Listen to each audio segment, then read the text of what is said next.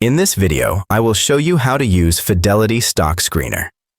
Go to the Fidelity website and log in with your username and password.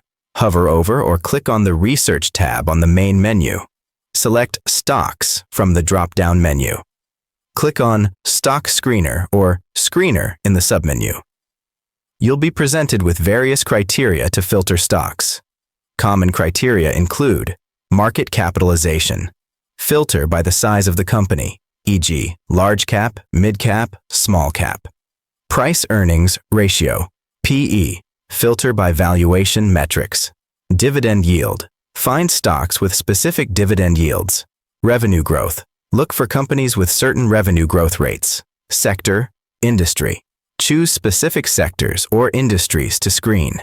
You can set multiple filters to refine your search based on your investment goals.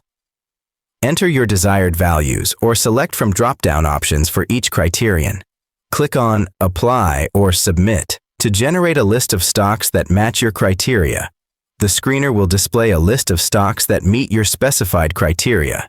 You can review details such as company name, stock ticker, current price, and other financial metrics.